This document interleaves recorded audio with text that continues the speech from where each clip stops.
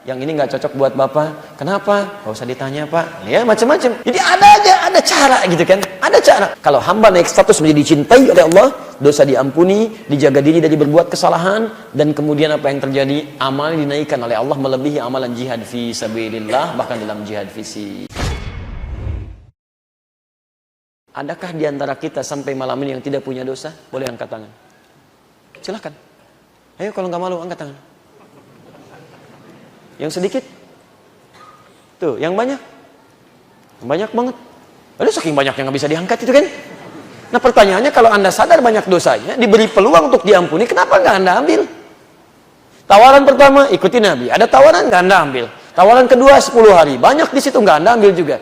Kalau semua tawaran sudah diberikan nggak mau anda ambil juga, Allah perlu menawarkan apa lagi pada anda? Jadi memang benar kata Nabi, seluruh umatku akan masuk surga. Seluruh umatku kata Nabi. Illa man aba, kecuali yang tidak ingin. Jadi kalau ada umat Nabi tidak masuk surga, yang salah bukan Nabi, yang salah bukan Allah, yang salah orang itu karena tidak ingin masuk surga. Tawaran ampunan dosa ada, tawaran pahala berlipat ada, tawaran masuk surga tanpa hisab ada. Semua tawaran ini tidak diambil. Lantas yang salah siapa? Nah ini poinnya. Jadi kalau kita kembalikan ke sini, lihat kalimatnya, wa yaghfir lakum dzunubakum. Pertama, kalimat dosanya menggunakan kata dzunub. Hati-hati. Saya ingin katakan demi Allah, saya katakan, sepanjang manusia mendapatkan kesempatan hidup, nyawanya belum sampai ke kerongkongan, sejahat apapun, dia masih punya kesempatan untuk berubah. Dan sejahat apapun, Allah dengan keadilan sifat rahmannya akan tetap memberi petunjuk sampai akhir hayatnya supaya dia mau berubah. Antum pernah dengar kisah Fir'aun? Saya tidak katakan antum kenal Fir'aun. Fir'aun kan sering saya contohkan, jahatnya luar biasa. Kata-katanya kejam. Bukan cuma kejam, kadang-kadang juga melahirkan potensi kehilangan nyawa. Kan saya sering contohkan. Ya, kalau saya berikan ilustrasi ini, rambut kamu tuh nggak bagus sekali tuh. Jangan dipegang. Pisahkan kepala dari badannya. Bahasanya begitu. Ini contoh mas, bukan ke antum ya, contoh. Contoh ya. Jangan berkecil hati ya. Pekan depan datang lagi ya. Baik. Baik, jangan berkecil hati. Baik. Ini cuma kadang-kadang contoh. Baik, contoh. Itu Fir'aun kalau menunjuk, ilustrasinya begitu. Bukan nyuruh-nyukur, pisahkan kepala dari badannya. Resikonya kematian. Nggak suka, penggal. Nggak suka, penggal. Seperti itu. Ya, Masya Allah, hobinya bunuh orang. Quran surah kedua ayat 49. Ya, wa idh najjaynakum min ali fir'auna yasumunakum su'al adzab yudzabihuna abna'akum. Hobinya itu bunuh. Tapi mohon maaf ya, juga mengaku Tuhan. Mengaku Tuhan, ana rabbukumul a'la. Saya Tuhan kalian yang paling hebat. Orang sekarang paling banter ngaku nabi. Ada yang malaikat. Tapi belum ditemukan ngaku Tuhan. Silahkan cek. Fir'aun ngaku Tuhan. Kurang apa lagi? Ngaku Tuhan, hobi bunuh orang, kata-kata mempertaruhkan nyawa. Tapi saking adilnya Allah, sifat adil Allah memberlakukan sifat kasihnya berlaku untuk seluruh hamba sebelum sampai nyawanya ke tenggorokan. Lihat kalimatnya. Quran surah 20, Thaha. Ayat 43 sampai 44. Idhaba ila fir'auna innahu tagha. Musa dan Harun pergi ke Fir'aun, dia mulai menyimpang dengan kedudukannya. Musa dan Harun, ada berapa orangnya? 2, Anda bayangkan, hanya untuk 1 orang ini diutus 2 orang nabi, orang paling soleh di zamannya. 1 orang ini diutus 2 nabi. Kita sampai kiamat cuman 1 nabi, nggak pernah lihat lagi. Saking sayangnya Allah pada seorang hamba, 2 nabi diutus. Kelihatan di depan wajahnya, mukjizatnya nampak, kelihatan, ditampakkan. Tapi Masya Allah, dan hebatnya ayat 44-nya. Faqula lahu qawlan layyina la'allahu yatadhakkaru aw yakhsha. Tapi ingat, katakan pada Fir'aun dengan kalimat yang lembut. Jangan kasar. Mungkin dengan kelembutan itu, dia mulai sadar dan mulai memunculkan takut kepada Allah Subhanahu wa ta'ala. 2 orang nabi, paling soleh, dekat dengan Allah, berdakwah pada orang paling zalim, masih diminta mengucapkan kalimat yang lembut. Anda bayangkan, saking adilnya Allah. Cuman sayang, dia nggak mau ngambil. Jadi nggak ada orang yang tidak berpeluang mendapat hidayah. Yang ada itu kalau diberi dia nggak mau ngambil. Itu masalahnya. Ya, sampai ujungnya. Tentara ada, pasukan ada, segalanya ada. Tapi tidak menolong dia di akhir hayatnya.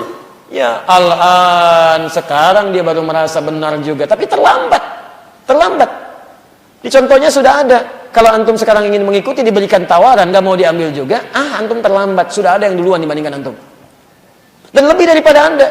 Fir'aun punya pasukan, Anda siapa? Fir'aun puncak tertinggi pada saat itu, Anda siapa? Fir'aun ngaku Tuhan, Anda tidak. Fir'aun tenggelam, Anda pengen ikutan juga, Anda ketinggalan. Dan keterlaluan, karena Anda tidak sehebat Firaun, pengen ikutan, hancur juga. Untuk apa gitu kan? Kalau terlampau letih, coba merenung dulu. Lihat dulu, ingat-ingat lagi. Ya, kadang-kadang kalau sudah terlampau letih, lupa gitu kan. Hati-hati, lihat, kembalikan ke sini. Ini mohon izin ya teman-teman sekalian. Fokus, Allah sudah tawarkan di sini. Bahkan langsung dari ayat, langsung diturunkan lewat lisan Nabi-Nya. Ini ada tawaran. Amalan ini bisa menggugurkan dosa-dosa kita. Dan kita yakin bahwa kita itu banyak dosanya. Kalau tawaran ini tidak diambil sampai malam ini, Anda butuh berapa malam lagi untuk berubah? Barangkali dihidupkan sampai malam ini supaya kita merenung. Mungkin besok kita berpulang. Saya tahu kapan pulang. Ya. Dan hebatnya, ketika Allah mengampuni dosa Anda, lihat kalimatnya menggunakan ya di situ. Wa yaghfir.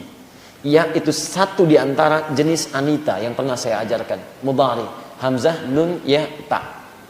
Kalau diawali satu kata kerja dengan huruf satu di antara 4 ini, maka maknanya ada 3. Present, continuous, future. Sekarang, terus, dan nanti. Sampai yang akan datang. Perhatikan.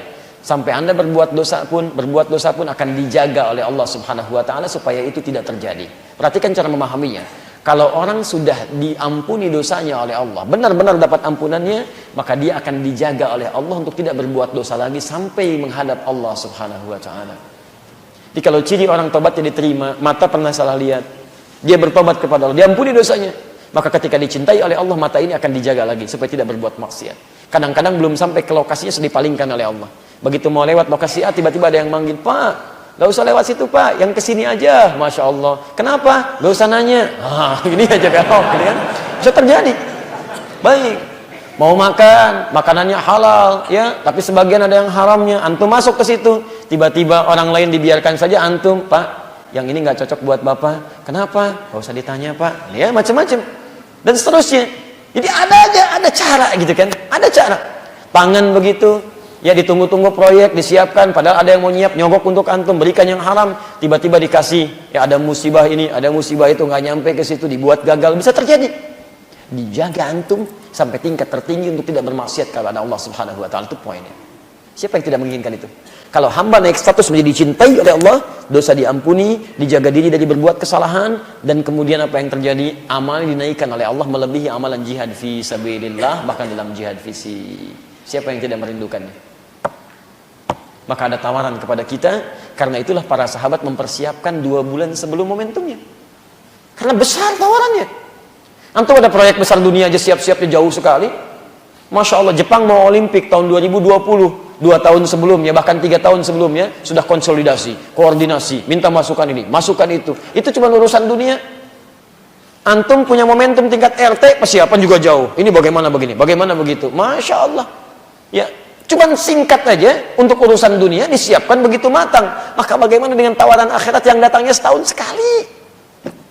Kalau antum nggak dapat yang tahun ini nih, tinggal 2 bulan lagi, bahkan sebulan ke depan kurang lebih. Ya, cuma sebulan ke depan, antum nggak dapat tahun ini, antum nunggu tahun depan, dan belum tentu hidup tahun depan. Itu masalahnya. Makanya para sahabat serius. Anda bisa kebayang nggak? Ahli surga aja serius menyambut yang ini. Masa kita yang belum jelas surganya tidak serius?